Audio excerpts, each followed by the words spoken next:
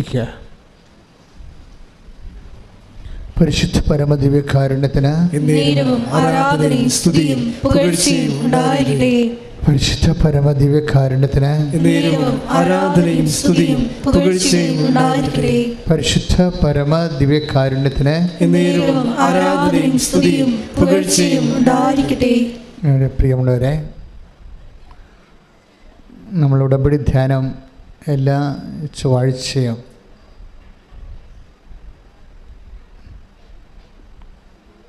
ഉടമ്പടി ധ്യാനം ഓൺലൈനിൽ നമ്മൾ കൂടുന്നതിൻ്റെ പ്രധാനപ്പെട്ട കാരണം ഉടമ്പടി ഒരു പുതിയ വിഷയമാണ്. അത് എങ്ങനെയാണ് വർക്കൗട്ട് ചെയ്യണത്? കാര്യം എൻ്റെ ഒരു 40 വർഷത്തെ ശുശ്രൂഷ ജീവിതത്തിൽ സഭയിൽ നിലവിലുള്ള വ്യത്യസ്തങ്ങളായ ആധ്യാത്മിക പരിചരണങ്ങൾ നമ്മൾ പരിശീലിക്കുകയും അതുപോലെ തന്നെ അത് ശുശ്രൂഷിക്കുകയൊക്കെ ചെയ്തിട്ടുണ്ട്. അതിൽ നൊവേനകളുണ്ട്, കരിസ്മാറ്റിക് ധ്യാനങ്ങളുണ്ട്, ശുശ്രൂഷകളുണ്ട്, വ്യത്യസ്തങ്ങളായിട്ടുള്ള. പക്ഷേ നമ്മൾ ദിവസവും സാക്ഷ്യങ്ങളെ പരിശോധിക്കുമ്പോൾ നമുക്ക് മനസ്സിലാകുന്നത്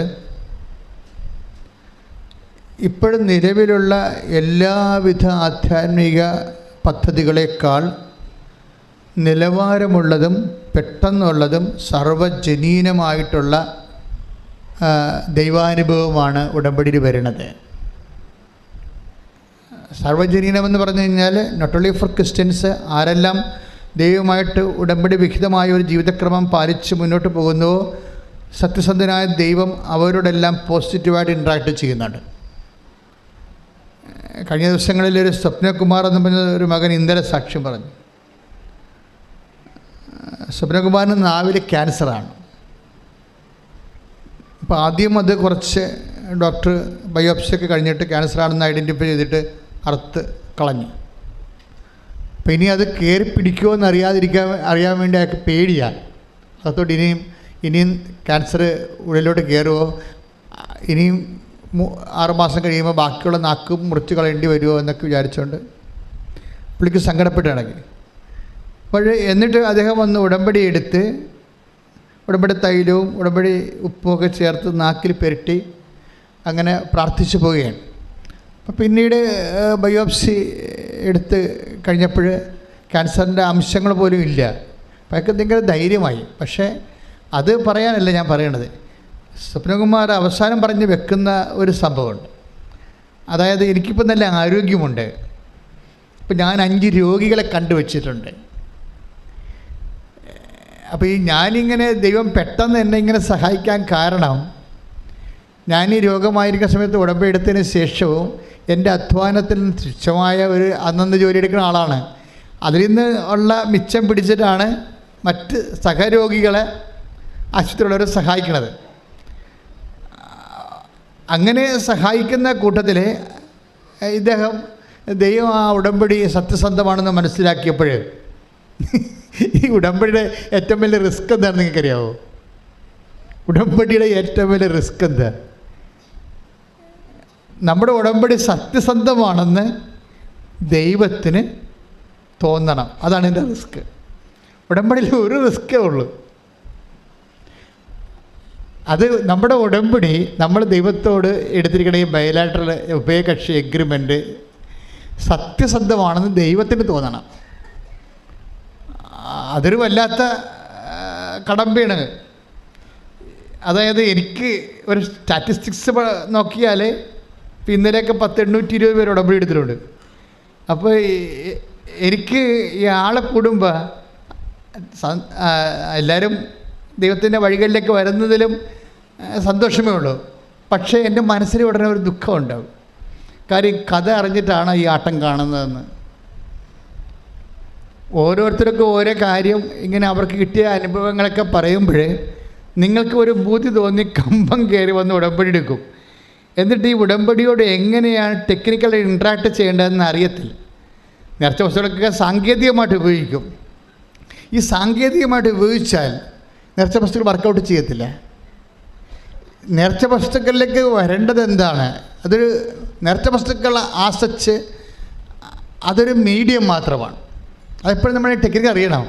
നേർച്ച വസ്തു എന്ന് പറയുന്നത് ഒരു മാധ്യമം മാത്രമാണ് ദൈവത്തിന് നമ്മുടെ ജീവിതത്തിൽ പ്രവർത്തിക്കാൻ ബൈബിൾ അംഗീകരിച്ചിട്ടുള്ള, ബൈബിൾ ഉപയോഗിച്ചിട്ടുള്ള, കൃപാസനം പുതിയ നേർച്ച വസ്തുക്കളൊന്നും ഇറക്കിയിട്ടില്ല. ബൈബിൾ ഉപയോഗിച്ചിട്ടുള്ള നേർച്ച വസ്തുക്കളാണ് ജന്മാന്തരങ്ങളിലൂടെ ദൈവജനത്തിന് സൗഖ്യവും ശക്തിയും കൊടുക്കാൻ വേണ്ടി ദൈവം തൻ്റെ ജനവുമായിട്ടുള്ള യാത്രയിൽ ഉപയോഗിച്ചിട്ടുള്ള വസ്തുക്കളാണ് ഉപ്പ്, അതുപോലെ തന്നെ തൈലം. അതെല്ലാം ദൈവം ഉപയോഗിച്ചതാണ്. ദൈവം ഉപയോഗിച്ച ആ നേർച്ച വസ്തുക്കളെ ആർക്ക് വേണമെങ്കിലും ദൈവനാമത്തിൽ ഉപയോഗിക്കാം. പക്ഷെ ദൈവനാമത്തിൽ ഉപയോഗിക്കുമ്പോൾ ദൈവനാമത്തിൽ ആർക്ക് വേണമെങ്കിലും ഉപയോഗിക്കാം. പക്ഷെ ദൈവനാമത്തിൽ ഉപയോഗിക്കുമ്പോൾ ഉണ്ടാകുന്നൊരു പ്രശ്നമുണ്ട്. അതറിഞ്ഞിരുന്ന നേർച്ച വസ്തുക്കൾ പെട്ടെന്ന് വർക്കൗട്ട് ചെയ്യും. ദൈവനാമത്തിലാണ് എല്ലാം ഉപയോഗിക്കുന്നത്, പ്രത്യേകിച്ച് ക്രിസ്തുവിൻ്റെ നാമത്തിലാണ്. ക്രിസ്ത്യൻ പ്രയറെല്ലാം പോണത് ക്രിസ്തുവിൻ്റെ നാമത്തിലാണ്. ഇതെല്ലാം ബ്ലെസ് ചെയ്തിരിക്കുന്നതും ക്രിസ്തുവിൻ്റെ നാമത്തിലാണ്. നിങ്ങളത് ഉപയോഗിക്കണം ക്രിസ്തുവിൻ്റെ നാമത്തിലാണ്. പക്ഷെ ദൈവനാമത്തിൽ ഒരു ഉപയോഗിക്കുമ്പോൾ അതിന് വരുന്ന റിസ്ക് ഉണ്ട്. ഉടമ്പടിക്കുള്ള റിസ്ക് പോലെ ദൈവത്തിൻ്റെ മുമ്പിൽ നിങ്ങൾ ഉടമ്പടി എടുക്കുമ്പോൾ നിങ്ങൾ ഉടമ്പടിയിൽ സത്യസന്ധമായിട്ട് ദൈവത്തിനത് സത്യസന്ധമായിട്ട് തോന്നണം. അതാണ് ഉടമ്പടി റിസ്ക്. നേർച്ച വസ്തുക്കൾ ഉപയോഗിക്കുമ്പോൾ റിസ്ക് ഉണ്ട്. നമ്മൾ ദൈവനാമത്തിലാണ് ഇത് ഉപയോഗിക്കുന്നത്, വിശ്വാസപ്രമാണം ശരിയാണ് ഉപയോഗിക്കുന്നത്. അപ്പോൾ അത് ഓട്ടോമാറ്റിക്കായിട്ട് സാങ്കേതികമായിട്ട് വർക്കൗട്ട് ചെയ്യേണ്ടതാണ്. പക്ഷെ ചിലർക്ക് വർക്ക് ചെയ്യും, ചിലർക്ക് വർക്കൗട്ട് ചെയ്യത്തില്ല. അതിൻ്റെ കാരണം എന്ന് വെച്ചാൽ ദൈവനാമത്തിൽ ഉപയോഗിക്കുന്ന ഒരാൾ, ഇപ്പം നിങ്ങൾ ഉദാഹരണത്തിന് നിങ്ങൾ ദൈവനാമത്തിലൊരു വസ്തു ഉപയോഗിക്കുമ്പോൾ അവിടെ വിശ്വാസം മാത്രം പോരാ, പിന്നെന്ത് വേണം? സ്നേഹം, ദൈവത്തോട് സ്നേഹം കൂടി വേണം. അത് സ്നേഹത്തിൻ്റെ സ്വഭാവം അറിയാമല്ലോ, അത് ഇൻറ്റിമസിയുടെ ഭാഗമാണ്. ഞാനിന്ന് കൊച്ചച്ഛനോട് സംസാരിക്കുകയായിരുന്നു. അതായത് പലപ്പോഴും പള്ളി പ്രസംഗങ്ങളിൽ വരുന്നൊരു പ്രത്യേകത, അതൊരു നോളജ് ട്രാൻസ്ഫറിങ് ആയിട്ടാണ് അതിൻ്റെ പ്രോസസ്സിങ് നടക്കുന്നത്. ദൈവത്തെക്കുറിച്ചുള്ള അറിവുകൾ ജനങ്ങൾക്ക് പകർന്നു കൊടുക്കുക.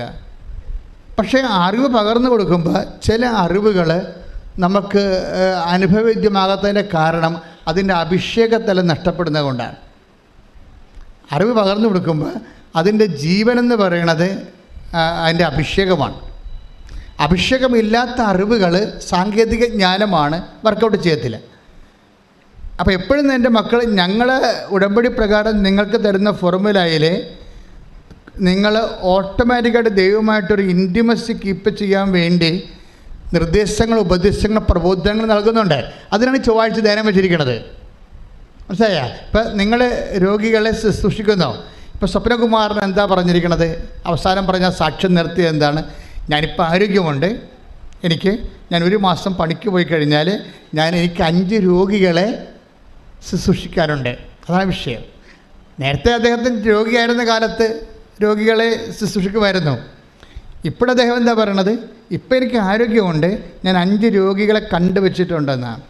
എന്തിനാണ്? അവരെ ശുശ്രൂഷിക്കാൻ. പണം കൊടുത്ത്, ഇല്ലാത്ത ഒരു കൂലിപ്പണിക്കാരനാണ്, അവന് കിട്ടിയതിൽ നിന്ന് ആണ് അവൻ കൊടുക്കേണ്ടത്. നിങ്ങളൊരു കാര്യം മനസ്സിലാക്കണം, സ്വപ്നകുമാർ ഒരു ക്രിസ്ത്യാനിയാണെന്ന് എനിക്ക് തോന്നുന്നില്ല. പക്ഷേ ക്രിസ്ത്യാനി ഇവിടെ ഉടമ്പടി എടുത്തിട്ടുണ്ട്. അർത്ഥക്കുപ്പതേക്കാതെ ഇപ്പോഴും പ്രത്യക്ഷീകരണ പ്രാർത്ഥന ചൊല്ലിയിരിക്കുന്നുണ്ട്. ഇങ്ങനെയുള്ളവരെ കാണ്ടാമൃഗങ്ങൾ ഈ പേര് സൂക്ഷിച്ച് ദൈവത്തിന് പണിയും കൊടുത്ത് ജീവിക്കുന്നുണ്ട്. അത് ഇതിനകത്ത് വല്ല വിഷയം എന്ന് പറയുന്നത് you are Christian or not, അതൊന്നും ദൈവത്തിനൊരു ഉടമ്പടി പ്രശ്നമല്ല. ഉടമ്പടിയിലെന്ന് പറയുന്നത് സത്യസന്ധമായിട്ട് ആരാണ് ദൈവത്തെ ആത്മാർത്ഥമായിട്ട് സ്നേഹിക്കണത്. അതുകൊണ്ടല്ലേ ആ മനുഷ്യൻ ക്യാൻസറായിട്ട് കിടന്നിട്ടും പിന്നെയും പോയി രോഗികളെ കാണുകയും അവർക്ക് വേണ്ട തൻ്റെ കയ്യിലുള്ള പങ്കുവെക്കുകയും അവരെ ആശ്വസിപ്പിക്കുകയും ചെയ്തത് എന്തുകൊണ്ടാണ്? ദൈവസ്നേഹം കൊണ്ടാണ്. ഇതെന്താ പ്രശ്നം വെച്ച് കഴിഞ്ഞാൽ ഇത് കാലാകാലങ്ങളിൽ തുടരണമെന്ന് ക്രിസ്തു ഉദ്ദേശിക്കുന്നുണ്ട്. കർത്താവിൻ്റെ കാലത്തുണ്ടായിരുന്നു. ഞാൻ കഴിഞ്ഞ പ്രാവശ്യം ധ്യാനിപ്പിച്ചപ്പോൾ എന്താ പറഞ്ഞ് നിർത്തിയത്? പഴയ നിയമ വെളിപാടുകളിലെല്ലാം ദൈവം കാർക്കശ്യക്കാരനാണ്. തിന്മകളുടെ വഴികളിൽ പോകുന്നവരെ ശിക്ഷിക്കുകയും അതേ തന്നെ ശാസിക്കുകയും ചെയ്യും. അത് ദൈവത്തിൻ്റെ റാത്തായിട്ട് വർക്കൗട്ട് ചെയ്യും, ക്രോധമായിട്ട്.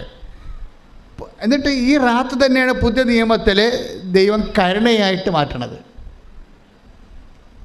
എന്നിട്ട് കർത്താവിൻ്റെ കഥകളിലെല്ലാമേ ആന്തരികമായ ചൈതന്യം എന്ന് പറയുന്നത് കരുണയാണ്. ഈ കരുണ എന്ന് പറയണത് നല്ല സമരിയക്കാരൻ്റെ കഥയിൽ അവസാനിക്കാനുള്ളതല്ല. നിത്യജീവൻ പ്രാപിക്കാൻ ഞാൻ എന്ത് ചെയ്യണമെന്ന് ചോദിച്ചപ്പോൾ യേശു നിയമജ്ഞനോട് മറുചോദ്യം ചോദിച്ചു, നിയമത്തിൽ എന്ത് എഴുതിയിരിക്കുന്നു? അവൻ പറഞ്ഞു, നിന്നെ എല്ലാത്തിനും ദൈവത്തെ സ്നേഹിക്കുക, നിന്നെപ്പോലെ നിന്റെ അയൽക്കാരനെ സ്നേഹിക്കുക. അപ്പോൾ നിയമജ്ഞൻ തിരിച്ചു പറഞ്ഞു, ഞാനിതെല്ലാം നേരത്തെ ചെയ്യുന്നുണ്ട്. അപ്പോഴേ പറഞ്ഞ് അയൽക്കാരനെ സ്നേഹിക്കാൻ പറഞ്ഞപ്പോൾ പുള്ളിക്കൊരു സംശയം തോന്നി. കാര്യം ഈ സ്നേഹത്തിൻ്റെ കാര്യത്തിൽ എപ്പോഴും ഒരു കൺഫ്യൂഷനാണ്. ചിലർക്ക് അയൽക്കാരെന്ന് പറയണത് അവരുടെ മതത്തിൽപ്പെട്ട ആൾക്കാർ മാത്രമാണ്. അവിടെയാണല്ല പ്രശ്നം. കർത്താവ് അത് തിരുത്തലുണ്ട്. ചിലർക്ക് അയൽക്കാരെന്ന് പറയണത് അവരുടെ മതത്തിൽപ്പെട്ട ആൾക്കാർ, അവരുടെ കുടുംബത്തിൽപ്പെട്ടവർ. അത് ശരിക്കും പറഞ്ഞാൽ ഇപ്പോൾ ഈ മധ്യപൂർവ്വ ദേശങ്ങളിലും യഹൂദനായാലും അല്ലാത്തവർക്കായാലും അവർ ഓൾഡ് കൺസെപ്റ്റ് എന്ന് പറയുന്നത് അയൽക്കാർ, സ്നേഹിതരെന്നൊക്കെ പറഞ്ഞത് അവരുടെ വർഗത്തിലും കുടുംബത്തിലും പെട്ട ആൾക്കാരാണ്. ഇതുകൊണ്ടാണ് കർത്താവ്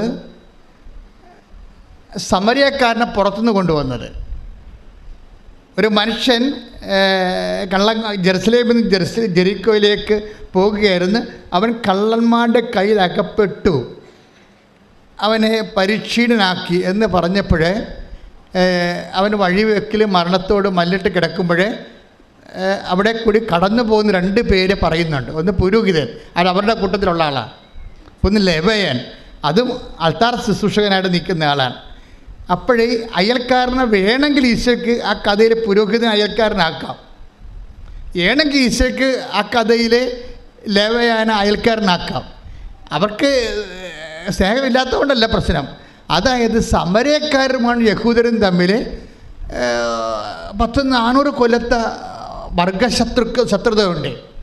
ഈ വർഗശത്രുത ഉള്ള ആൾക്കാരെ സ്നേഹത്തിൻ്റെ പരിധിയിലേക്ക് കൊണ്ടുവരാൻ വേണ്ടിയാണ് സമരക്കാരനെ ആ കഥയിൽ നല്ല സമരക്കാരനാക്കിയത്. ദാറ്റ് മീൻസ് ആരാണ് അയൽക്കാരനെന്ന് ചോദിച്ചാൽ വർഗശത്രുവിൽ ഇരിക്കുന്ന ആളിന് ഒരു ആവശ്യം വന്നു കഴിഞ്ഞാൽ ആർക്ക് സഹായിക്കാൻ കഴിയും, അയാൾ അയൽക്കാരൻ. കാര്യം ഇത് ദൈവിക പ്രബോധനമാണ്, മാനുഷിക പ്രബോധനമല്ല. ബൈബിളിൻ്റെ പ്രത്യേകത അതാണ്. മനുഷ്യന്മാരത് ചെയ്യുവോ ചെയ്യാതിരിക്കുവോ, അത് പ്രായോഗികമാണോ പ്രാക്ടിക്കലാണോ അല്ലയോ എന്നല്ല ബൈബിൾ നോക്കണത്. ബൈബിൾ നോക്കണത് ആ വിഷയം സത്യമാണോ എന്നാണ് നോക്കണത്, ദൈവികമാണോ. ദൈവത്തിൻ്റെ വചനങ്ങളാണ്. ദൈവത്തിൻ്റെ വചനങ്ങൾ ദൈവികമാകണം, അല്ല മാനുഷികമല്ല. മാനുഷികമാണ് വചനം എന്നുണ്ടെങ്കിൽ നിൻ്റെ കുടുംബത്തിലുള്ളവരെ സഹായിച്ചാൽ മതി. കർത്താവിൻ്റെ വചനം ദൈവികമായതുകൊണ്ട് ദൈവത്തിൻ്റെ സ്വഭാവമാണ് വചനത്തിനുള്ളത്. അതുകൊണ്ടാണ് വർഗശത്രുവിനെ അയൽക്കാരനാക്കിയത്. പ്രാർത്ഥിക്കുക, കർത്താവായ ദൈവമേ, അങ്ങയോട് ഉടമ്പടി ചെയ്യുക വഴി അങ്ങയുടെ മനസ്സിന് അനുപേക്ഷണീയമായി ദൈവിക നിലവാരമുള്ള സ്വഭാവ പ്രവർത്തനങ്ങളിലേക്ക് എന്നെ അഭിഷേകം ചെയ്ത് ഉയർത്തണമേ. ശ്രുതിക്കട്ടെ, ഹല്ലേലൂയ.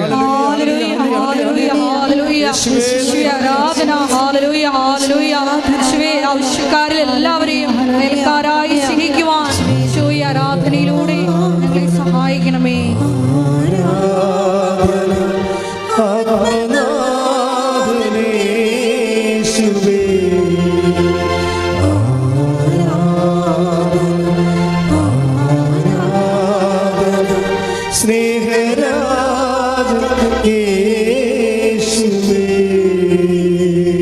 അപ്പോഴേ സ്വപ്നകുമാരൻ പറയണത്, ഞാൻ ഇനി 5 രോഗികളെ കൂടി ശുശ്രൂഷിക്കുമെന്ന് പറയുമ്പോൾ അദ്ദേഹത്തിൻ്റെ ശുശ്രൂഷയും പരസ്നേഹവും വർദ്ധിച്ചു.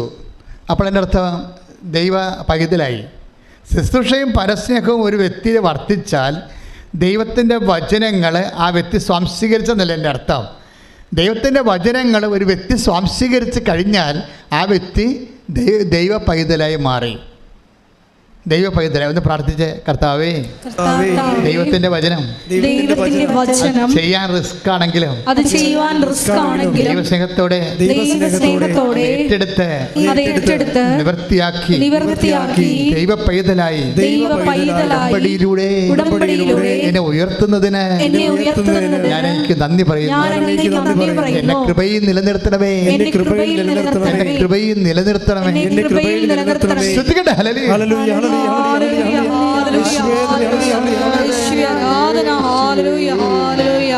ഹല്ലേലൂയ, ഹല്ലേലൂയ, ഹല്ലേലൂയ,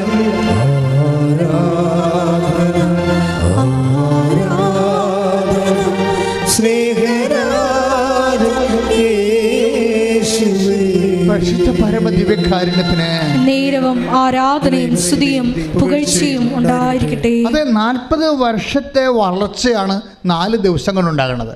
അതാണ് മറ്റ് പ്രാർത്ഥനകളിൽ നിന്ന് ഉടമ്പടി വ്യത്യസ്തമായിരിക്കുന്നത്. ആർക്കതിൻ്റെ അകത്ത് സത്യാപം നിൻ്റെ റിസ്ക് എന്ന് പറഞ്ഞാൽ എന്താണ്? നിങ്ങളുടെ ഉടമ്പടി ദൈവം അംഗീകരിക്കണം. അതേ ഉള്ള റിസ്ക്. ഉടമ്പടി ആകെപ്പാടുള്ള സിമ്പിൾ റിസ്ക്കേ ഉള്ളൂ. നിങ്ങൾ എടുത്തിരിക്കുന്ന ഉടമ്പടി സത്യമാണെന്ന് ദൈവത്തിന് തോന്നാം. അത്രയേ ഉള്ളൂ ഇതിനകത്ത്. ഇവിടുത്തെ അത് ഒരേ സമയം തന്നെ സിമ്പിളാണ്, അതേസമയം തന്നെ കോംപ്ലിക്കേറ്റഡ് ആണ്. കാര്യം എന്താണ്? നമ്മുടെ സത്യസന്ധത ദൈവത്തെ തോന്നിപ്പിക്കാൻ നമ്മൾ ചിലപ്പോൾ ഏറെ ദൂരം സഞ്ചരിക്കേണ്ടി വരും. അതാണ് വിഷയം. നമ്മുടെ സത്യസന്ധത ദൈവത്തിന്. നിങ്ങൾ ഇപ്പോൾ കഴിഞ്ഞ ദിവസങ്ങളിൽ ഒരു സാക്ഷ്യം ഉണ്ടായിരുന്നു, നീതു ചെന്നിത്തല. ഒരു പ്രാവശ്യം നമ്മൾ പറഞ്ഞതാണത്. എങ്കിലും ഞാനിപ്പോൾ അത് ഓർക്കാൻ കാര്യം ഈ സബ്ജക്റ്റ് വൈസാണ് ഓർക്കുന്നത്. നീതു വർഷങ്ങളായിട്ട് മക്കളില്ലാത്ത ആളാണ്. പക്ഷേ നീതു എങ്ങനെ കുഞ്ഞുങ്ങളെ കിട്ടിയത്? നീതു ഉടമ്പടി എടുത്തപ്പോൾ തന്നെ പ്രഗ്നൻ്റായി. വർഷങ്ങളായിട്ട് മക്കൾ 3 അബോർഷൻ കഴിഞ്ഞ ആളാണ്. ആ കുഞ്ഞിനെ പ്രസവിച്ചവർക്ക് കിട്ടുകയും ചെയ്ത്. എങ്ങനെയാണ് ഇങ്ങനെ പെട്ടെന്ന് കിട്ടിയത്? നമ്മൾ ഉടമ്പടി എടുക്കുമ്പോൾ തന്നെ പലർക്കും അങ്ങനെ. ഇപ്പം കഴിഞ്ഞ ദിവസം വേറൊരു സാക്ഷി ഇവിടെ വന്നേ, ഈ ദിവസങ്ങൾ പറഞ്ഞതാണ്. അതായത് നോബി വിനോദിന് സാക്ഷി. നോബി വിനോദിന് 9 കൊല്ലമായിട്ട് മക്കളില്ല. 9 കൊല്ലമായിട്ട്. 9 കൊല്ലമായിട്ട് മക്കളില്ല എന്നുണ്ടെങ്കിൽ അതിൻ്റെ അർത്ഥം എന്താണ്? ആൾ വന്ധ്യയാണെന്ന് എൻ്റെ അർത്ഥം. 9 കൊല്ലമല്ലേ, 1-2 കൊല്ലമല്ലല്ലോ. 9 കൊല്ലമാകുമ്പോൾ ഒരു മനുഷ്യൻ മലയാളത്തിലാണെങ്കിൽ ചെയ്യാവുന്ന ട്രീറ്റ്മെൻ്റ് എല്ലാം ചെയ്യും അല്ലേ? 9 കൊല്ലമായിട്ട് 5 കൊല്ലം കഴിയുമ്പോൾ തന്നെ അവർക്ക് മനസ്സിലാവും സംഗതി അപകട മേഖലയിലാണ് അവരെന്നറിയാൻ പറ്റും. ചിലർക്ക് 3 കൊല്ലം ആകുമ്പോൾ തന്നെ മനസ്സിലാവും മക്കളുണ്ടാകാൻ സാധ്യതയില്ല എന്ന് മനസ്സിലാവും. അപ്പോൾ ഇത് 9 കൊല്ലമായി. 9 കൊല്ലമായിട്ട് ഉടമ്പടി നീതു വിനോദ് ഉടമ്പടി എടുത്തിട്ട് 9ാമത്തെ കൊല്ലം ഉടമ്പടി എടുക്കുകയാണ്. ഉടമ്പടി എടുത്തിട്ട് അച്ഛനെ കാണാൻ വരുമ്പോൾ ഞാൻ ഇവളുടെ തലയിൽ കൈവച്ച് പ്രാർത്ഥിക്കുമ്പോൾ ഞാൻ അവളോട് പറയുന്ന വാക്കുണ്ട്. എന്താ പറയണത്? നീ അടുത്ത 90 ദിവസത്തിനുള്ളിൽ പ്രഗ്നൻ്റ് ആകും, അത് ആൺകുഞ്ഞായിരിക്കും. നമ്മൾ ആ സാക്ഷ്യം നിങ്ങൾ കേട്ടതാ. ഇത് ഈ 9 കൊല്ലമായിട്ട് മക്കളില്ലാതിരുന്ന ഒരാൾ ഉടമ്പടി എടുക്കുമ്പോൾ അവിടെ ശിരസ് കൈവെക്കുമ്പോൾ കർത്താവ് ഒരു ജ്ഞാനവരം തരും. എന്താണ്? നീ അടുത്ത 90 ദിവസത്തിനുള്ളിൽ പ്രഗ്നൻ്റ് ആകും, പിന്നെന്താണ്? കുട്ടി ആൺകുഞ്ഞായിരിക്കും. എന്തുകൊണ്ട് ഇങ്ങനെ പറയണത്? അപ്പോൾ നിങ്ങളെന്താ പ്രശ്നം വെച്ച് കഴിഞ്ഞാൽ അച്ഛൻ ആൾ ദൈവമാണെന്ന് പറയുകയല്ല. ആ സാക്ഷ്യത്തിൻ്റെ പോക്കെന്ന് പറയണത് ഈ ബൈബിളിൽ പറഞ്ഞിരിക്കുന്ന കാര്യങ്ങളെല്ലാം ഇന്ന് നടക്കണ കാര്യങ്ങളാണ്. ഇതുതന്നെയല്ലേ മംഗളവാർത്ത അമ്മയോട് പറഞ്ഞത്, നീ ഗർഭം ധരിച്ചൊരു പുത്രനെ പ്രസവിക്കും. ഇവിടെ ഇപ്പം മാലാഖയൊന്നും ഇല്ലെന്നേ ഉള്ളൂ. അതിന് പകരം പരിശുദ്ധാത്മാവാണ് നിൽക്കുന്നത്. മാലാഖയ്ക്ക് പകരം ഈ കാലങ്ങളിൽ നിൽക്കുന്നത് ആരാണ്? മാതാവാണ്. നമ്മുടെ മരിയൻ സന്ദേശമല്ലേ, മരിയൻ ശുശ്രൂഷയല്ലേ. അപ്പോൾ പണ്ടത്തെ കാലത്ത് മാലാഖയെ വിട്ടതിന് പകരം ഇന്നും എല്ലാ കാലങ്ങളിലും ലൂർദിലായാലും ഫാത്തിമയിലായാലും കൃപാസനത്തിലായാലും വേറെ സ്ഥലത്ത് എവിടെയായാലും അമ്മയാണ് ആ സ്ഥാനം എടുക്കുന്നത്. കാരണം മനുഷ്യരാശിയുടെ പ്രതിനിധി എന്ന നിലയിൽ. അപ്പോൾ അമ്മയുടെ സാന്നിധ്യം ഉള്ളത് കൊണ്ട് ഒരു മോള് എന്ന് പറയുമ്പോൾ തീർച്ചയായിട്ടും അത് ദൈവം ആഗ്രഹിക്കുന്നുണ്ടെങ്കിൽ അപ്പം തന്നെ മെസ്സേജ് പറയും. അപ്പം തന്നെ 9 വർഷം അപ്പം തന്നെ അവളെ പറഞ്ഞത് എന്താണ്? നീതെന്താ പറയണത്? 3 മാസം എന്ന് പറഞ്ഞു, 90 ദിവസം. അപ്പം ഞാൻ 89ാമത്തെ ദിവസം പോയി ടെസ്റ്റ് ചെയ്ത്, അപ്പോൾ ഞാൻ പ്രഗ്നൻ്റ് ആണ്. Praise the Lord. 10 മാസം കഴിഞ്ഞ് പ്രസവിച്ചപ്പോൾ അത് ഈ അൾത്താറയിൽ അമ്മ പറഞ്ഞ പോലെ തന്നെ അത് ആൺകുഞ്ഞാണ്. എന്തുകൊണ്ടാണ് ഇങ്ങനെ നമ്മൾ വല്ലതും സ്കാൻ ചെയ്തിട്ട് പറയണതാണ്? അല്ല, സ്കാൻ ചെയ്തിട്ട് പറയണതല്ല. അതായത് ഇപ്പോൾ ഒരു സ്കാൻ ചെയ്യണമെങ്കിൽ എന്ത് വേണം? വയറ്റിൽ കുഞ്ഞ് വേണ്ടേ? ഇത് വയറ്റിൽ കുഞ്ഞില്ലല്ലോ. ഇല്ലാതല്ലേ ഒരാളെ കാണുമ്പോൾ തന്നെ പറയണത് എന്താ? അതൊരു ആധ്യാത്മികമായ സ്കാനിങ്, അത് പരിശുദ്ധാത്മാവിൻ്റെ പ്രവർത്തനം എന്ന് പറയണത്. അപ്പോൾ ഇതൊന്നും നമ്മൾ വിശ്വസിക്കുന്ന നിങ്ങൾക്ക് ഓർക്കേണ്ട ഒരു കാര്യമുണ്ട്. മനുഷ്യൻ്റെ എല്ലാ ജീവിത പ്രശ്നങ്ങളിലും ദൈവം നേരിട്ട് ഇടപെടുകയാണ്. അതുകൊണ്ട് തന്നെ എപ്പോഴും നമ്മുടെ മുമ്പിലുള്ള മറ്റൊരു റിസ്ക് എന്താണ്? ഈ നിങ്ങളീ പൊട്ടക്കണൻ്റെ മാവട്ട് അറിയണ പോലെ ഒക്കട്ടെ എന്നൊക്കെ പറഞ്ഞ രീതിയിൽ അംബിഗസ് ആയിട്ട് ഈ ഉടമ്പടിയെ എടുക്കരുത്. ഉടമ്പടിയെ ഷാർപ്പായിട്ട്. എന്തുകൊണ്ടാണ് സ്വപ്നകുമാരൻ ക്യാൻസറായി കിടക്കുമ്പോഴും ആ മനുഷ്യൻ എന്തുകൊണ്ടാണ് സൽപ്രവൃത്തികൾ ചെയ്യണത്? അയാൾക്ക് ബോധ്യമുണ്ട് എന്താണ് എന്നെ കർത്താവ് സുഖപ്പെടുത്തുമെന്ന്. അത് ബോധ്യമുണ്ട്. അപ്പോൾ ആ ബോധ്യം, ആന്തരിക ബോധ്യം ആര് കൊടുത്തതാണ്? ദൈവം കൊടുക്കണ ബോധ്യമാണ്. പരിശുദ്ധാത്മാവിൻ്റെ വരങ്ങളിലൊന്നാണ് ബോധ്യം. അറിവിനോട് ബന്ധപ്പെട്ട് വരുന്നതാണ്. അറിവ്, അനുഭവം, ബോധ്യം, സാക്ഷ്യം, വേദസാക്ഷ്യം, രക്തസാക്ഷ്യം, അങ്ങനെ പോകണം. എൻ്റെ ജനറേ അതാണ്. അപ്പോൾ അദ്ദേഹത്തിന് ആത്മാവിൽ പൂരിതമായപ്പോൾ അദ്ദേഹത്തിന് തന്നെ തോന്നി കർത്താവിനെ സുഖപ്പെടുത്തും. കർത്താവിനെ സുഖപ്പെടുത്തുമെന്ന് നമുക്ക് തോന്നണതിന് രണ്ട് കാര്യങ്ങൾ മതി. ഒന്ന് സത്യസന്ധത, മറ്റൊന്ന് ദൈവസ്നേഹം. ഈ സത്യസന്ധതയും ദൈവസ്നേഹവും നമുക്കുണ്ടെങ്കിൽ പല ആൾക്കാർക്കും സംഭവിക്കണമെന്നറിയാം, സത്യസന്ധത ഉണ്ടാകത്തില്ല. ഇപ്പോൾ ചില ആൾക്കാർക്ക് കൃപാസനത്തിൻ്റെ പത്രമൊക്കെ നിങ്ങളെല്ലാം പിരിഞ്ഞു പോകുമ്പോൾ ഇവിടെയൊക്കെ ഇരുന്ന് കണക്ക് പത്രം കിട്ടും. അതിൻ്റെ അർത്ഥം എന്താണ്? ആ മനുഷ്യൻ അത് ഇവിടെ വെച്ചിട്ട് പോയെന്നാണ്. ചിലപ്പോൾ അറിഞ്ഞ് വെച്ചിട്ട് പോകാം, ചിലപ്പോൾ അറിയാതെ വെച്ചിട്ട് പോകാം. ദാറ്റ് മീൻസ് അറിയാതെ വെച്ചിട്ട് പോയാലും അറിഞ്ഞു വെച്ചിട്ട് പോയാലും ദൈവം ആ മനുഷ്യനെ നോട്ട് ചെയ്തിട്ടുണ്ട്. എന്താ കാര്യം? ചെയ്ത ഉടമ്പടിയെക്കുറിച്ച് അയാൾക്ക് ബോധ്യമില്ല. അങ്ങനെ ബോധ്യമില്ലാതെ ഉടമ്പടി എടുക്കുന്ന ഒത്തിരി പേരുണ്ട്. അതുകൊണ്ട് തന്നെ അവർ ലാഗ് ചെയ്യും, പത്രം കൊടുക്കാൻ ലാഗ് ചെയ്യും. നിങ്ങൾക്കറിയാമല്ലോ പത്രം എന്ന് പറയുന്നത് എന്താണ്? അതായത് കർത്താവിനെ അറിയാത്തവരെ അറിയിക്കുന്നതും അറിഞ്ഞവരെ ആഴപ്പെടുത്താൻ വേണ്ടി നമുക്ക് പ്രസംഗിക്കാൻ പറ്റുമോ? നിങ്ങൾക്ക് പ്രസംഗിക്കാൻ പറ്റുമോ? പാടാണ്. അപ്പോൾ അതിന് ചാതുര്യമില്ല, ആൾക്കാർക്ക് പറഞ്ഞ് ബോധ്യപ്പെടുത്താൻ പറ്റത്തില്ല. പക്ഷേ സാക്ഷികൾ നോക്കിയാൽ മനസ്സിലാകത്തില്ലേ? ഒരു ചിന്ത പേപ്പറൊക്കെയാണ് ആൾക്കാർക്ക് കിട്ടണത്, ഒരു കഷ്ണം പേപ്പർ. മിനി രാജൻ്റെ സാക്ഷ്യം കഴിഞ്ഞ ആഴ്ച പറഞ്ഞില്ലേ, ട്രാൻസ്പോർട്ട് ബസ്സിൽ ചവിട്ടിക്കൂട്ടിയ ഒരു കഷ്ണമാണ് കിട്ടിയത്. അതിൽ നിന്നാണ് ഞാൻ കൃപാസനത്തെ 3 സാക്ഷ്യം എൻ്റെ തൊണ്ടായിരുന്നു. അത് വായിച്ചപ്പോൾ ദൈവം എന്നെ തൊട്ട്. പിന്നെ മിനിരാജിൻ്റെ ജീവിതം അങ്ങോട്ട് മാറണ മാറ്റം കണ്ടില്ലേ?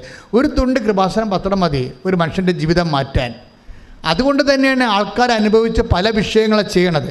പക്ഷേ ഇത് കൊടുക്കുമ്പോൾ ഈ കൃപാസനം അത് ഈ പത്രം കൊടുക്കുന്നതിൽ തന്നെയാണ് ഇതിൻ്റെ ഏറ്റവും വലിയ റിസ്ക് ഇരിക്കണത്. കാരണം ചമ്മൽ ആൾക്കാർക്ക് കൊടുക്കുക, മറ്റുള്ളവരെന്ത് വിചാരിക്കും, അങ്ങനെ കുറേ സംഭവങ്ങൾ ഇതിനകത്തുണ്ട്. ഇത് റിസ്ക് തന്നെയാണ്, സംശയമില്ല. ഇനി നിങ്ങൾ ചില ആൾക്കാരെ കൊടുക്കണ പോലെ കൊടുത്താൽ അത് വർക്കൗട്ടും ചെയ്യത്തില്ല. നിങ്ങൾക്കുള്ളിൻ്റെ ഉള്ളൊരു ദാഹം ഉണ്ടാകണം. ഇപ്പം ഞങ്ങൾക്ക് കുഞ്ഞുനാൾ മുതലേ എനിക്ക് ദാഹം ഉണ്ടായിരുന്നു. അതായത് ഈശോനെ അറിയാത്തവരെ അറിയിക്കണം. അത് ദൈവസ്നേഹമാണ്, ഒരു ദൈവസ്നേഹ പ്രവൃത്തിയാണ്.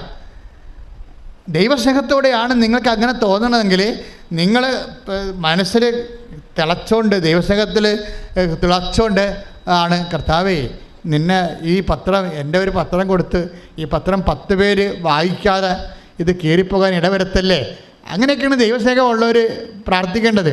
അല്ല ഇത് ആർക്ക് കൊടുക്കാനാണ്? ആൾക്കാർ കാണുമല്ലോ, ഞാൻ എന്ത് പറയാം, അവർക്ക് ചമ്മലാണല്ലോ, ആൾക്കാർ പോയിട്ട് കൊടുക്കാമെന്നൊക്കെ പറഞ്ഞുകൊണ്ടിരിക്കും അല്ലേ.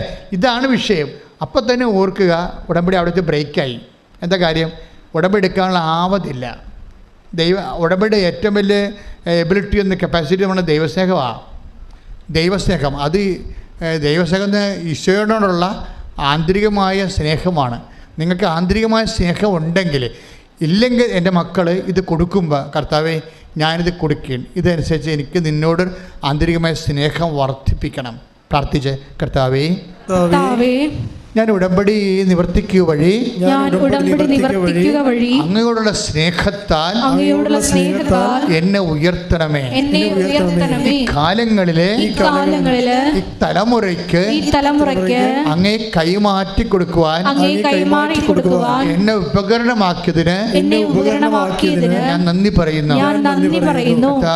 കർത്താവേ നീ എന്നെ സുവിശേഷത്തിന്റെ ഉപകരണമാക്കണമേ.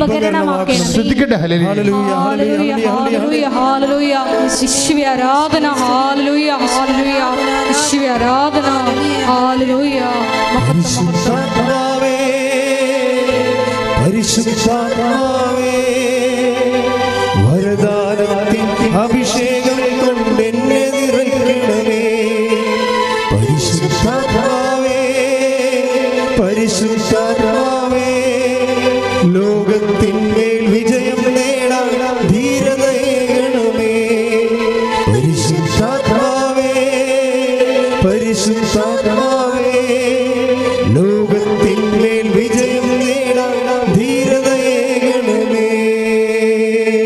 ഉടമ്പടി ഉള്ളവർ എല്ലാവരും ചിന്തിക്കേണ്ടത് ദൈവത്തിൻ്റെ മുന്നറിവിനെക്കുറിച്ച്. ഇതാണ് റിസ്ക് എന്ന് പറയണത്.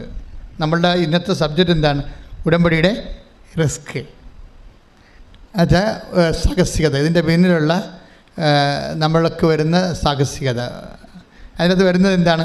നമ്മൾ ഉടമ്പടി എടുക്കുമ്പോൾ തന്നെ ദൈവത്തിന് നമ്മളെക്കുറിച്ചുള്ള കറക്റ്റ് റിപ്പോർട്ട് കയ്യിൽ കിട്ടും. നിങ്ങളത് നിങ്ങളെക്കുറിച്ച് ദൈവത്തിൻ്റെ കയ്യിലുള്ള റിപ്പോർട്ട് ചേഞ്ച് ചെയ്തില്ലെങ്കിൽ ഉടമ്പടി വർക്കൗട്ട് ചെയ്യത്തില്ല. ഇപ്പോൾ സങ്കീർത്തനം 139:2 വചനം 2. സങ്കീർത്തനം 139 വചനം 2. ഞാൻ ഇരിക്കുന്നതും പറഞ്ഞേ ഇരിക്കുന്നതും എഴുന്നേൽക്കുന്നതും അവിടുന്ന് അറിയുന്നു.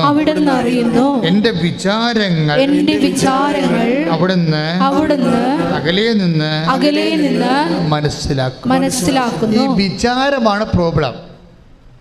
സങ്കീർത്തനം 139:2 പറഞ്ഞു, എന്റെ വിചാരങ്ങൾ അവിടുന്ന് അകലെ നിന്ന് മനസ്സിലാക്കുന്നു. അപ്പൊ ഉടമ്പടി ഉപ്പ്, ഉടമ്പടി തൈലം, പത്രം, അതിനോട് ബന്ധപ്പെട്ട പ്രേക്ഷിത പ്രവർത്തനങ്ങളെ ഇതേക്കുറിച്ചൊക്കെ നിങ്ങൾക്കൊരു വിചാരം ഉണ്ടാകുമല്ലോ, ഇല്ലേ? നിങ്ങൾക്കൊരു വിചാരം ഉണ്ടാവും. എന്താ വിചാരം? ഇത് കൊടുത്ത് നോക്കാം, വെക്കട്ടെ. ചിലപ്പോൾ അതായിരിക്കും നിങ്ങളുടെ വിചാരം. കിട്ടിയാൽ കൊള്ളാമെന്നുള്ള ഒക്കെ. അപ്പം നിങ്ങൾക്ക് അതിനെക്കുറിച്ച് ഒരു ആഴമായ വിശ്വാസമില്ല. ഒരു അഴകുഴമ്പനായിട്ടുള്ള ഒരു അറിവാണ് ഇതിനെക്കുറിച്ച് ഉള്ളത്. ഇതാണ് വിചാരം. ഈ വിചാരം ഉള്ളത് കൊണ്ട്, ഈ വിചാരം എന്ന് വെച്ച് കഴിഞ്ഞാൽ ബൈബിള് വിശ്വാസത്തിൻ്റെ തന്നെ വേറെ ഒരു ആന്തരിക രൂപമാണ്. വിശ്വാസം സ്പെൽ ഔട്ട് ചെയ്യണതാണ്, പക്ഷെ അത് രൂപപ്പെട്ട് വരുന്നത് വിചാരമായിട്ടാണ്. വിശ്വാസം രൂപപ്പെട്ട് വരണത് ഇപ്പം പുഷ്പം എന്ന് പറയുന്നത് ആദ്യം നമ്മൾ ഒരു മൊട്ടായിട്ടല്ലേ വരുന്നത്. അപ്പോൾ വിശ്വാസത്തിൻ്റെ വിശ്വാസം ഒരു പൂവാണെങ്കിൽ മൊട്ട എന്താണ്? വിചാരമാണ്. അപ്പോൾ മൊട്ട എന്താണെന്ന് നോക്കണം ആദ്യം. ഈ വിചാരത്തിൽ ആണ് അവിടെ വെച്ച് തന്നെ നിങ്ങൾക്ക് വിധിയും വിചാരവുമായിട്ട് വരും. നിങ്ങളുടെ വിചാരം പൊട്ടയാണെങ്കിൽ അപ്പം തന്നെ വിധിയായി, ഉടമ്പടി വർക്കൗട്ട് ചെയ്യത്തില്ല.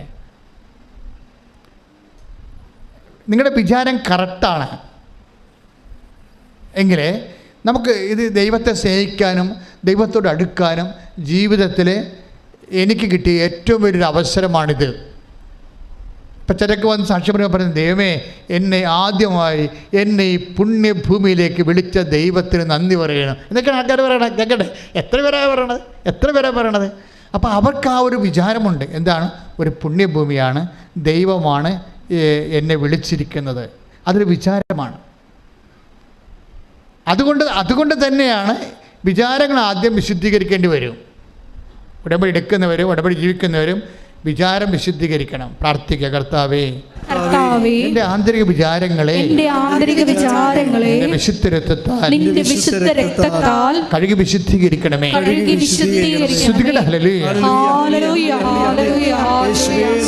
പ്രഭാഷണം 17:19. ശ്രദ്ധിക്കട്ടെ. ഹല്ലേലൂയ.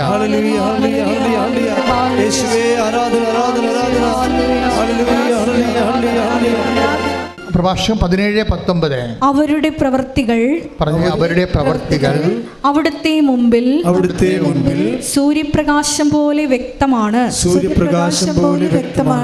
അവരുടെ മാർഗങ്ങളിൽ അവിടുത്തെ ദൃഷ്ടി പതിഞ്ഞിരിക്കുന്നു. അവരുടെ പ്രവൃത്തികൾ അവിടുത്തെ മുമ്പിൽ സൂര്യപ്രകാശം പോലെ വ്യക്തമാണ്. അപ്പം നമ്മൾ എന്താ ചെയ്യും? നമ്മൾ ഉടമ്പടിയിൽ എന്ത് ചെയ്യും? എങ്ങനെ ചെയ്യും? എന്തുകൊണ്ട് ചെയ്യും? ഇതെല്ലാം അവിടെ പ്രവൃത്തികൾ അവിടുത്തെ മുമ്പിൽ സൂര്യപ്രകാശം പോലെ വ്യക്തമാണ്. അതുകൊണ്ട് പറ്റിക്കലൊന്നും നടക്കത്തില്ലെന്നർത്ഥം. പറ്റിക്കലൊന്നും നടക്കത്തില്ല. പിന്നെ എങ്ങനെ ഒപ്പിച്ചുണ്ടാക്കാൻ പറ്റത്തില്ല. ആത്മാർത്ഥതയില്ലാതെ ഇതൊന്നും വർക്കൗട്ട് ചെയ്യത്തില്ല. ഉടമ്പടിയുടെ ഈ സ്നേഹവും അതേസമയം തന്നെ അതിൻ്റെ അകത്തുള്ളതാണ് ആത്മാർത്ഥത എന്ന് പറയുന്നത്. പ്രാർത്ഥിക്കുക, കർത്താവായ ദൈവമേ, ഉടമ്പടി നിബന്ധനകളോട് ആത്മാർത്ഥതയോടെ പെരുമാറാൻ പ്രതികരിക്കാനും എന്നെ അഭിഷേകം ചെയ്യണമേ. പ്രഭാഷകം 39:10. 19. ശ്രുതിക്കട്ടെ ഹല്ലേലൂയ. ഹല്ലേലൂയ ഹല്ലേലൂയ ഹല്ലേലൂയ ഹല്ലേലൂയ. യേശുവേ നന്ദി. ഹല്ലേലൂയ ഹല്ലേലൂയ ഹല്ലേലൂയ ഹല്ലേലൂയ ഹല്ലേലൂയ. പ്രഭാഷകൻ 39:19. മർത്യന്റെ പ്രവൃത്തികൾ അവിടുന്ന് കാണുന്നു, അവിടുത്തെ ദൃഷ്ടിയിൽ നിന്ന് ഒന്നും മറഞ്ഞിരിക്കുന്നില്ല. Praise the Lord. അവിടുത്തെ ദൃഷ്ടിയിൽ നിന്ന് പറഞ്ഞേ, അവിടുത്തെ ദൃഷ്ടിയിൽ നിന്ന് ഒന്നും മറഞ്ഞിരിക്കുന്നില്ല. ഇതൊരു സീരിയസ് വേർഡ് ഓഫ് ഗോഡ് ആണ്. ഏതാണ്ട് ഒരേ സ്വഭാവമുള്ള കുറേ വചനങ്ങളാണ്. അതുകൊണ്ട് തന്നെയാണ് ഞാൻ എന്തിനാ ഇപ്പം നിങ്ങളുടെ അടുത്ത് പറയണമെന്ന് പറഞ്ഞു വെച്ച് കഴിഞ്ഞാൽ, ചിലർക്ക് ഉടമ്പടിക്ക് അനുഭവത്തിന് സ്പീഡില്ല. അതാണ് പറയാൻ കാരണം. ചിലർക്ക് സ്പീഡ് പറയും. ഇങ്ങനെ ഇത്രയും ലാഗ് ചെയ്യേണ്ട ഒരു കാര്യമില്ല. ഉടമ്പടി ഒരു വേഗതയുടെ പ്രാർത്ഥനയാണ്, ആത്മീയ പദ്ധതിയാണ്. അപ്പം അവിടെ പറഞ്ഞിരിക്കുന്ന വിഷയങ്ങൾ ദൈവസ്നേഹത്തോടെ ചെയ്യണം. പക്ഷേ ദൈവസ്നേഹത്തിന് പകരം എന്താ പറ്റിയിരിക്കണമെന്ന് ചോദിച്ചാൽ, വസ്തുസ്നേഹമോ വിഷയസ്നേഹമോ ആണ് വരണത്. അത് ഞാൻ എപ്പോഴും നിങ്ങളോട് പറയണതാണ്. വസ്തുസ്നേഹം എന്ന് പറയുന്നത് എന്താണ്?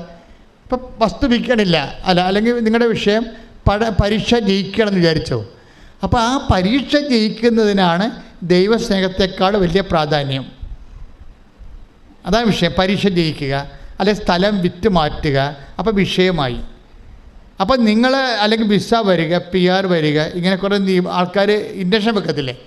ഇങ്ങനെയുള്ള നിയോഗങ്ങൾക്ക് വേണ്ടി നിങ്ങൾ ഒത്തിരിയേറെ ഉത്കണ്ഠപ്പെടുകയും അത് നിങ്ങൾ ബുദ്ധിപരമായിട്ട് കൈകാര്യം ചെയ്യേണ്ടതാണ് ഉടമ്പടി. നിങ്ങളുടെ വിഷയത്തിന് ഉടമ്പടി എടുത്തു കഴിഞ്ഞാൽ നമ്മുടെ വിഷയം എന്താണ്? ദൈവമാണ് വിഷയം. മനസ്സിലായില്ലേ? പക്ഷേ ആൾക്കാർക്ക് എന്താ വിഷയം? ഉടമ്പടി എടുത്തു കഴിഞ്ഞാലും അയ്യോ വിസ വന്നില്ല, പോയി കമ്പ്യൂട്ടർ നോക്കും, PR വന്നില്ലല്ലോ, അങ്ങനെ വിളിച്ചു ചോദിക്കും. അപ്പം നിങ്ങൾ ഉടമ്പടി എടുത്തിട്ട് വിളിച്ച് നിങ്ങളുടെ ആൾക്കാരൊക്കെ വിളിച്ചു ചോദിക്കണേ, റിസൾട്ട് വന്ന, PR വന്ന, വിസ വന്ന, ഓവർ ലെറ്റർ വന്ന എന്നാൽ അങ്ങോട്ടും ഇങ്ങോട്ടൊക്കെ വിളിച്ചു വെച്ചുകൊണ്ടിരിക്കുകയാണ്. They are not least concern about the ഉടമ്പടി. They are committed. അവർ ചെയ്തിട്ടുള്ള കമൻറ്റിനെ കുറിച്ച് അവർക്ക് ബോധമില്ല. അപ്പം നിങ്ങൾക്ക് ഈ വസ്തുക്കൾക്കും വിഷയങ്ങൾക്കും കാണിക്കുന്ന വെബ്രാളവും പരവേശവും ദൈവത്തെ സ്നേഹിക്കാൻ കാണിച്ചാൽ പ്രശ്നം തീർന്ന്. പിടികിട്ടിയോ? നിങ്ങൾ വിഷയം നേടാൻ വസ്തുതകൾ വ്യക്തികളോട് ഇൻട്രാക്ട് ചെയ്യുന്ന അതേ ഒരു വ്യഗ്രത ദൈവത്തെ സ്നേഹിക്കാൻ തീരുമാനിച്ച വിഷയം ഞാൻ ദൈവത്തിനെ ഏൽപ്പിച്ചു. അത്രയേ ഉള്ളൂ. എൻ്റെ കണ്ണുനീര്, എൻ്റെ ഭാരം, അതെന്ത് തന്നെയായാലും, ഒന്നുമില്ലെങ്കിൽ പൊട്ടന്മാരെ ഞാനൊരു കാര്യം പറയട്ടെ, ഈ ലോകത്ത് ഏറ്റവും കൂടുതൽ ദൈവം ഇടപെട്ടൊരു അൾത്താറാണിത്. അത് എനിക്ക് മനസ്സിലാകാം. എന്നോട് ആദ്യമൊക്കെ എൻ്റെ എൻ്റെ മുതിർന്ന സഭാ ശുശ്രൂഷകർ എന്നോട് പറയും, അച്ഛാ ഇത്രയും സാക്ഷിയൊക്കെ ഒന്ന് ഇരണ്ടാകട്ടോ എന്ന് പറയും. അപ്പോൾ ഇതെന്ത് സാക്ഷ്യത്തിൻ്റെ ധ്യാന കേന്ദ്രമാണെന്ന് പറയും. അപ്പോൾ ഞാൻ അവരോട് എതിർപ്പൊന്നും പറയത്തില്ല. എൻ്റെ ഒരു സ്വഭാവമാണത്. ചെയ്താലും ചെയ്തില്ലെങ്കിലും ഞാൻ ആ വിഷയത്തിൽ സംസാരിക്കത്തില്ല. കാര്യം അർത്ഥശൂന്യമായ വാഗ്വാദങ്ങളിൽ ഇടപെടരുതെന്ന് കർത്താവിൻ്റെ വചനത്തിലുണ്ട്. അപ്പോൾ സുപ്പീരിയേഴ്സ് എന്നോട് പറഞ്ഞാൽ ഞാൻ മിണ്ടാണ്ടിരിക്കുകയുള്ളൂ. എന്താ കാര്യം? ഉടമ്പടിക്ക് അത് പുതിയ പദ്ധതിയാണ് ദൈവത്തിൻ്റെ. അതിന് വേണ്ട സ്ഥിരീകരണം എന്താ വേണ്ടത്? സാക്ഷ്യമാണ് വേണ്ടത്. സാക്ഷ്യമല്ലാതെ നമ്മൾ എന്ത് ഉടമ്പടി പറഞ്ഞിട്ടും കാര്യമില്ല. ഇതെന്ത് വർക്കൗട്ട് ചെയ്തതെന്ന് അറിയണം.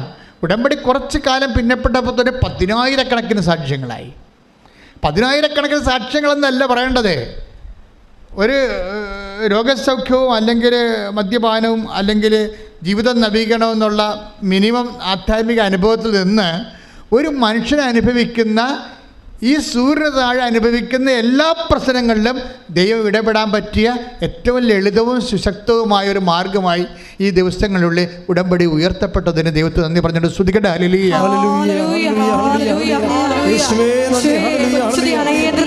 ഉടമ്പടി എന്ന വലിയ പദ്ധതി നൽകിയതിന് നന്ദി പറയുന്നു. ഹല്ലേലൂയ.